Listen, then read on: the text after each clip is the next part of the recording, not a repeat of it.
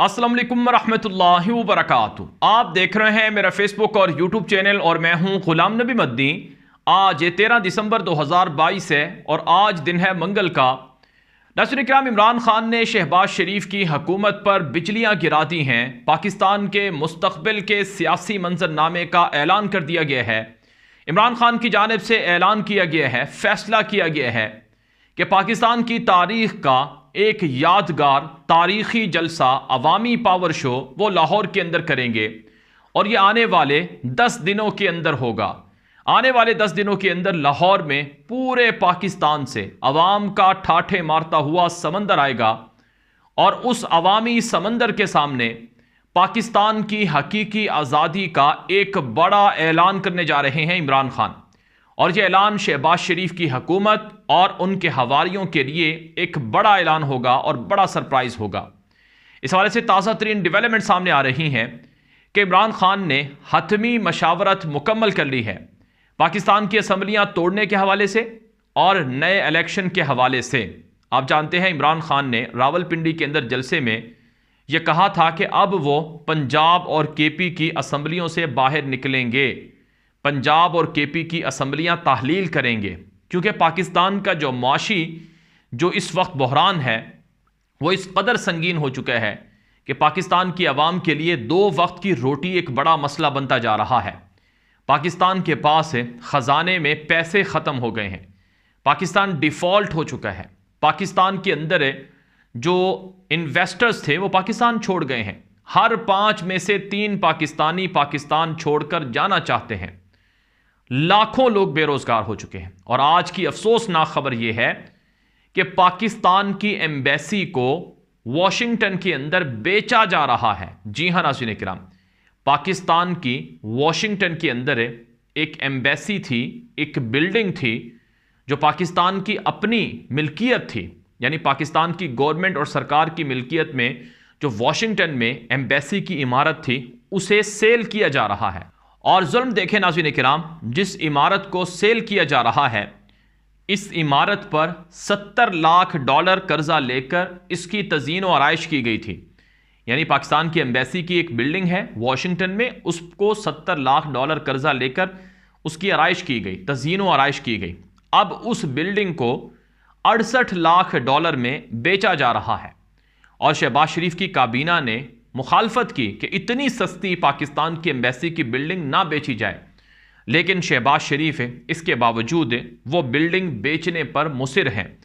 बताया जाता है कि कुछ पाकिस्तानी जो अमेरिका के अंदर रहते हैं उन्होंने उस बिल्डिंग की ख़रीदारी के लिए $12 मिलियन तक की रकम रखी है कि हम $12 मिलियन में वो ख़रीदने को तैयार हैं। यह जुल्म नहीं तो और क्या है कि पाकिस्तान के सफारत खाने, पाकिस्तान की सरकारी अमलाक और पाकिस्तान की अवाम के पैसों से बनी हुई चीज़ों को अब असासों को फ़रोख्त किया जा रहा है, बेचा जा रहा है। अब ये तो एक बिल्डिंग का नाम हो गया। एक और जो खबर है वो ये है कि अमेरिका के अंदर पाकिस्तान का एक मशहूर होटल है जिसे रोजवेल्ट होटल कहा जाता है। इस होटल को नवाज शरीफ के ज़माने में बेचने की कोशिश की गई। अब एक मरतबा फिर इस होटल को बेचने का मंसूबा बनाया गया है और बिलावल जरदारी अभी अमेरिका जा रहे हैं। पाकिस्तान की इन इमारतों को, इन बिल्डिंग्स को वो फ़रोख्त करेंगे। यानी पाकिस्तान की बैरून ममालिक में जो असासे हैं उनको बेचा जा रहा है। अगले मरहले में ये पाकिस्तान के एयरपोर्ट्स भी बेच देंगे, गिरवी तो वैसे ही रखे हुए हैं। फिर पाकिस्तान का एटमी प्रोग्राम भी ये लोग बेच देंगे और फिर इनके बस में आएगा तो पाकिस्तान की गवर्नमेंट की जितनी सरकारी मिल्कियत है, ज़मीनें हैं, वो सब बेच दी जाएंगी। खुदा ना करे, अल्लाह ना करे ऐसा हो, ये कराची पोर्ट भी बेच देंगे और गवादर बंदरगाह भी बेच देंगे। इन चोरों ने, इन डाकुओं ने पाकिस्तान का ये हाल किया है। आपको याद होगा कि शहबाज शरीफ अभी वज़ीर आज़म नहीं बना था, उस वक्त शहबाज शरीफ ने कहा था कि पाकिस्तानी कौम भिखारी है और भिखारियों की कोई पसंद नहीं होती है।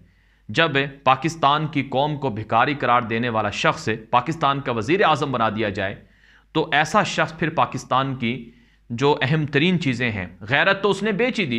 जब बेगैरत इंसान जब वज़ीर आज़म बन जाए या बेहया लोग पाकिस्तान के हुक्मरान बन जाएं तो फिर वो ऐसे ही फैसले करते हैं जैसे अब हो रहा है।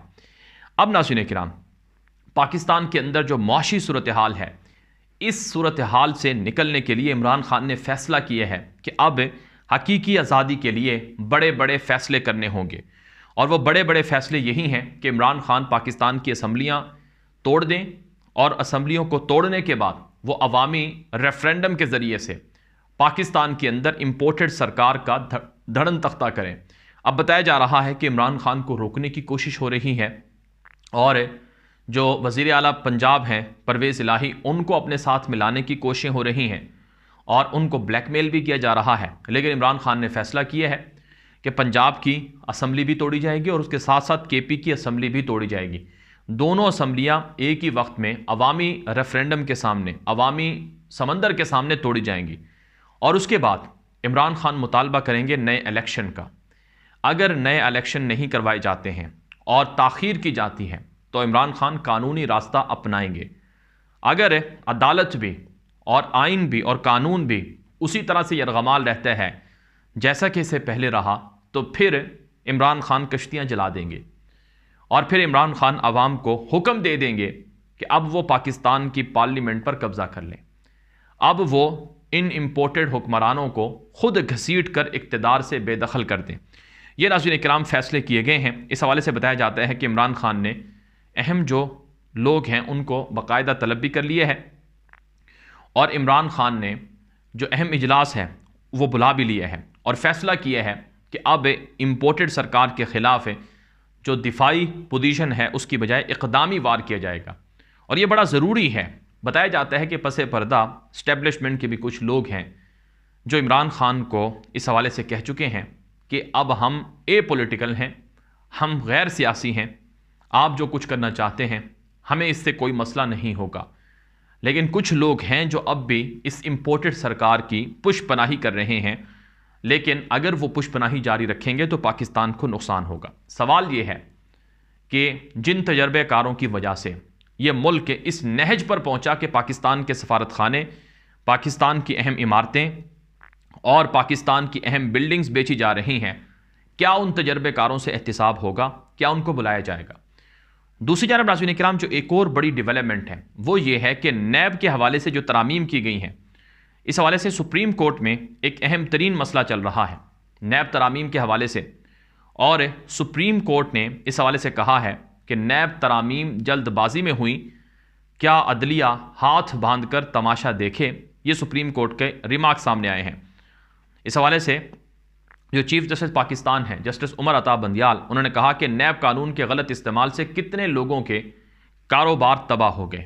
انہوں نے کہا کہ نیب ترمیم اس اسمبلی نے کی جو مکمل ہی نہیں، اس نقطے پر قانون نہیں ملا کہ نامکمل اسمبلی قانون سازی کر سکتی ہے یا نہیں۔ سیاسی حکمت عملی کے باعث آدھی سے زیادہ اسمبلی نے بائیکاٹ کر رکھا ہے۔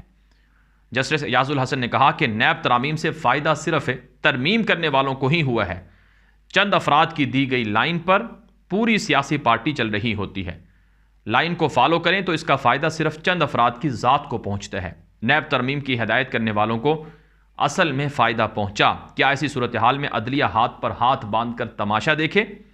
نیب ترامیم کو بغیر بحث جلد بازی میں منظور کیا گیا، ترامیم کی نیت ہی ٹھیک نہ ہو تو آگے جانے کی ضرورت ہی نہیں۔ چیف جسٹس نے ریمارکس دیے کہ عدالتی فیصلوں کے باوجود کرپشن ختم نہیں ہو سکی، مسئلہ صرف کرپشن کا نہیں، سسٹم میں موجود خامیوں کا بھی ہے، سسٹم میں موجود خامیوں کو کبھی دور کرنے کی کوشش ہی نہیں کی گئی۔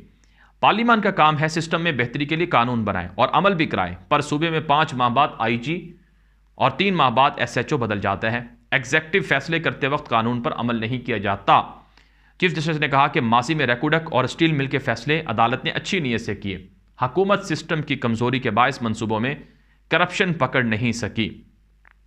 بہرحال ناظرین کرام، نیب ترامیم کے حوالے سے بتایا جا رہا ہے کہ عمران خان چاہتے ہیں کہ نیب ترامیم واپس ہوں، اور جن چوروں نے پاکستان کے 1200 ارب روپے لوٹے ان سے وہ پیسہ واپس لے کر پاکستان کی عوام کا جو خزانہ ہے اس میں جمع کروایا جائے، اور پاکستان کے اوپر جو قرضے ہیں، جو حالات ہیں، ان سے نکلا جائے۔